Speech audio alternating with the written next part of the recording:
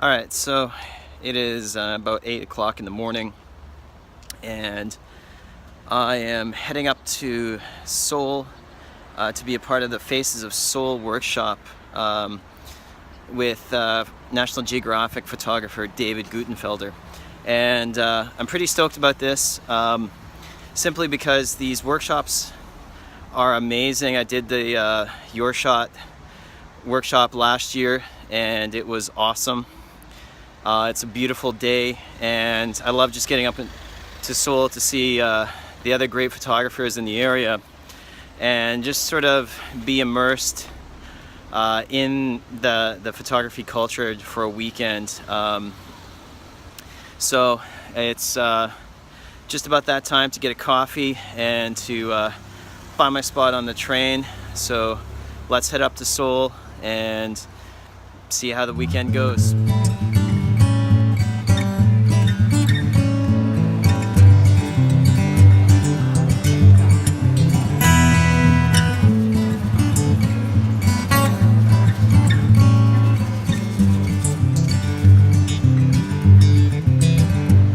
Alright, one of the things I love about Korea is these things right here, which is a mobile charging station. So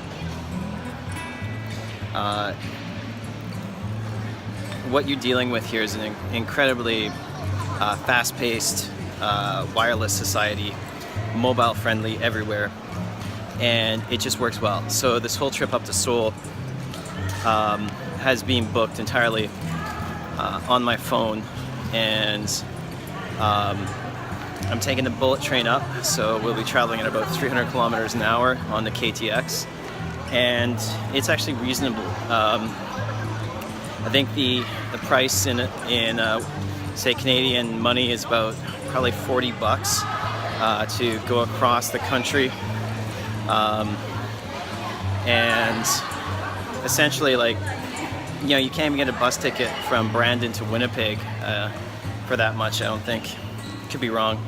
But the thing is that this is a well-made, fast, air-conditioned bullet train that's affordable, and it is amazing.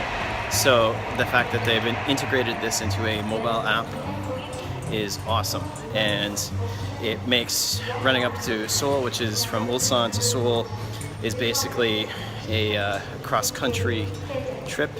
It makes it extremely easy and quite relaxing as well.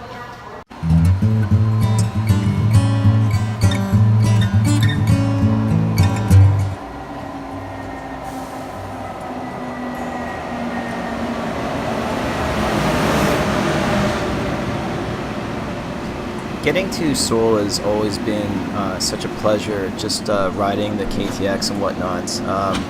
Coming from Canada, I've never really ridden the train before, outside of just travel to Europe. So I always found there's something just relaxing about jumping on the train and heading up to a place like Seoul.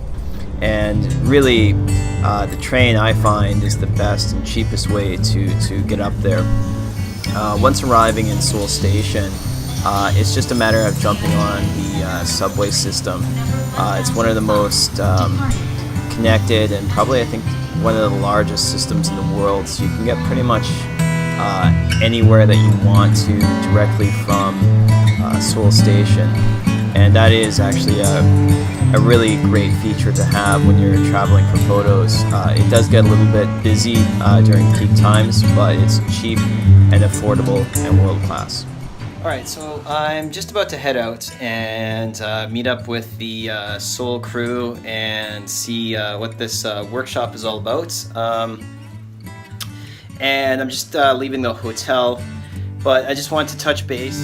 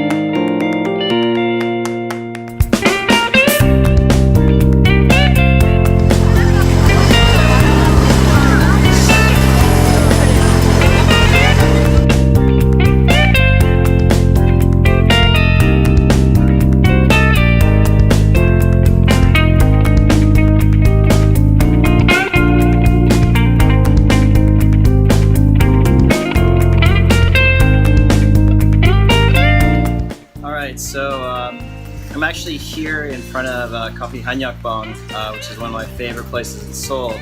And sadly, on this rainy Sunday, it's actually closed. So I'm just waiting for a friend to show up, and hopefully we can find another cool place around the corner.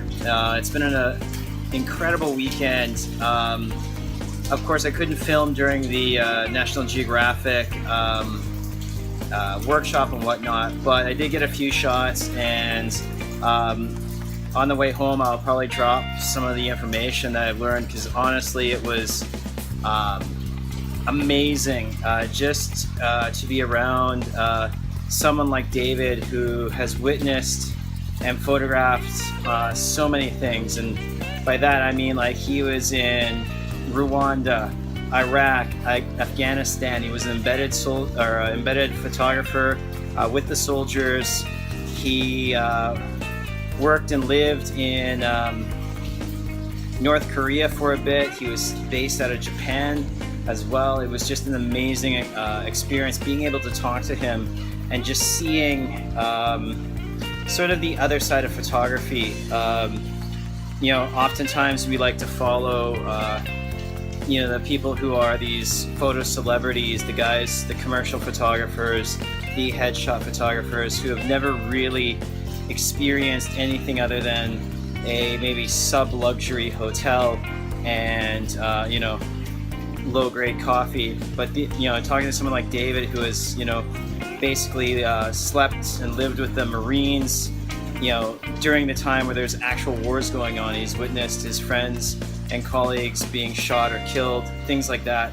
It was a really, really interesting conversation with him.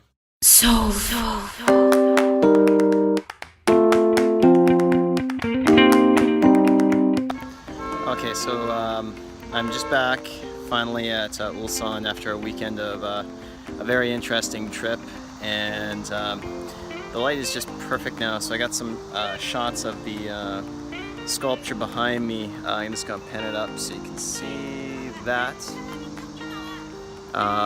Is basically it's to signify the whales of Ulsan, which are an iconic feature here in this area.